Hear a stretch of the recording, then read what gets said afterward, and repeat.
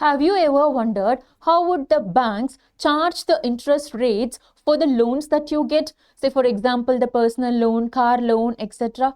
What if I tell you that these interest rates depend upon the interest rates that these banks have to pay to RBI for the loans that they take from RBI? So today's video is going to be about the repo rate and the reverse repo rate, the two important interest rates that you have to know so as to understand why do the banks decrease and increase the interest rates periodically and how it is going to affect your interest rates that you will be paying for the loans that you get from the banks, and the savings rate, that is the rate at which you will be paid by the bank for your deposits, and last but not the least, the mortgage rates. So let's begin the lesson with understanding the meaning of repo rate. So repo rate, it is called as the repurchase rate, is nothing but the rate of interest that the banks have to pay to the RBI for taking loans from the RBI. It is as simple as that. Okay, so banks, whenever they meet shortage of funds, whenever the banks need money, it will borrow from RBI at the rate of interest called as the repo rate of interest.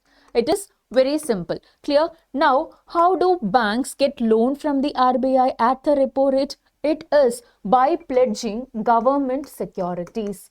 So, what is mean by government securities? Government securities are government bonds, are called as the debt instruments, right? So, if at all the government has borrowed some money from the banks, then the government would issue bonds to the banks, and these bonds are something called as the government securities being used by the banks to get loans for itself, right? So, if at all the banks want to get money from the RBI at the repo rate, it has to issue government securities to the RBI. In return, what the RBI will do? RBI will give money to these banks. So now what is going to happen after this? After a certain period of time, okay, as mentioned in the agreement, the repurchase agreement, the banks will have to pay back the money to the RBI that they borrowed. Okay, so while doing this, the banks will also have to pay the interest for the money that it borrowed,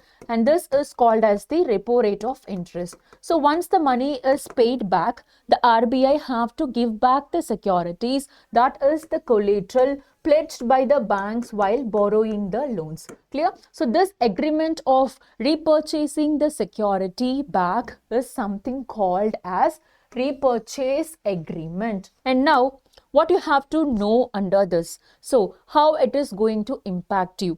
If the repo rate is getting increased, then what do the banks will do? The banks will also increase the interest rate that they will charge from you.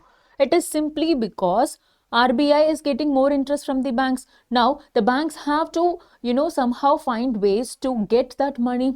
So what it is going to do, it is going to increase the interest rate that it is going to charge on us. So what is going to happen in that time period? So why it is done in first place? If the interest rates is getting increased, then obviously we will have less amount of money with us in supply. That is, if the bank is charging you a very high interest rate and that can consume a sufficient amount of your pocket money as well, or the money that you have for your monthly expenses, then the demand that you are going to make for goods and services will decrease. So when the demand for goods and services are getting decreased in the economy, that is something which can help in controlling the inflation. So this entire operation of increasing and decreasing the interest rates is largely revolving around the amount of inflation that we have in the economy and the money supply. So what is going to happen, as I already mentioned, if the bank, that is the RBI, is going to increase the interest rate, then the banks will also increase the interest rates. So when the banks are increasing the interest rates, it is going to impact in the loan that you are going to take, right?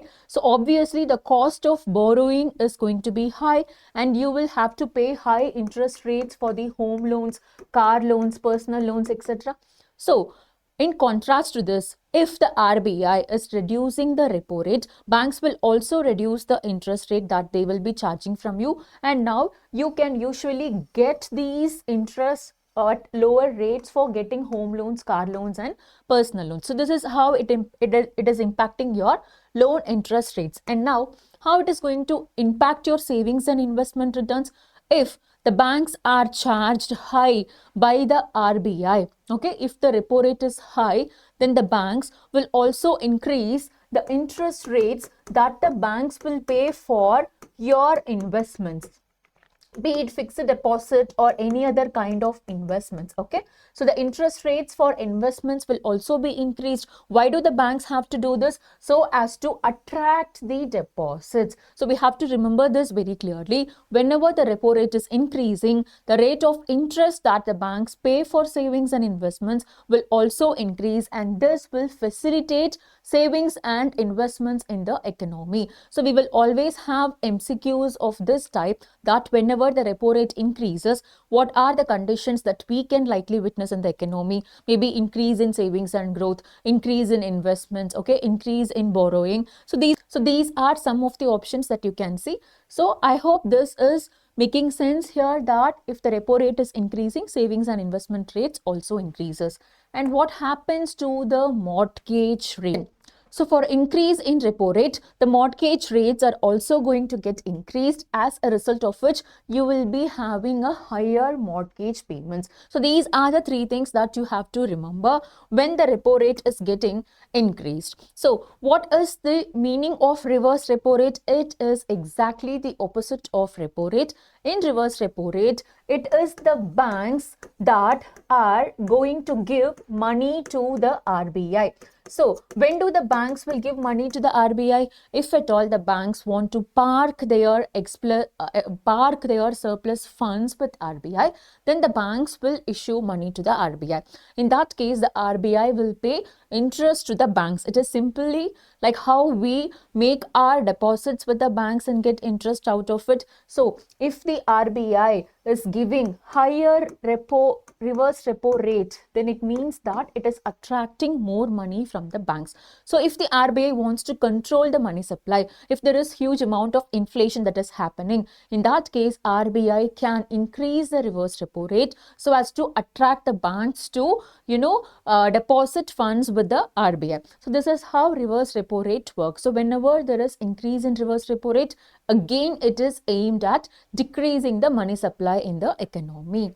And now you can see here that it is the RBI's monetary policy that is responsible for determining this repo rate and reverse repo rate, so about which we will be studying in a separate video. According to the latest monetary policy meeting that we have, the repo rate stands at 6.5% for the 10th consecutive time. So it means that RBI is not going for reduction in the repo rate, or it is again not going for increase in the repo rate. Why? Because this determination of repo rate is something that can be decided according to the economic conditions that prevail here. So if at all there is less growth, if at all there is less demand, if the RBI wants to boost consumer spending, obviously it will try to increase the money supply and then decrease the interest rates, as you can see here.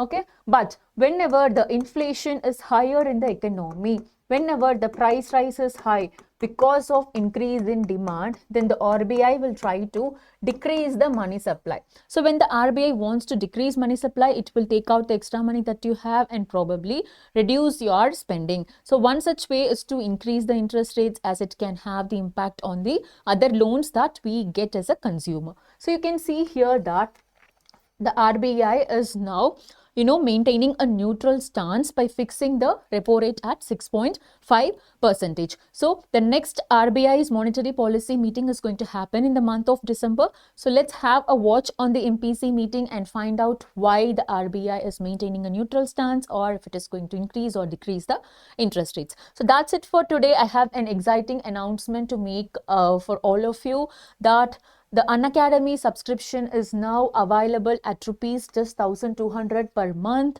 If at all you're going to target for 2026 and 2027, I think this is the right time for you. Why? Because we are also going to produce, or we are also going to, give you an extension of 1 year after the 2-year subscription ends. So I hope this is the right time for you all to all join this. Thank you so much. That's it for today. If you have not subscribed to UPSC Warriors channel, subscribe immediately. Thank you. Take care.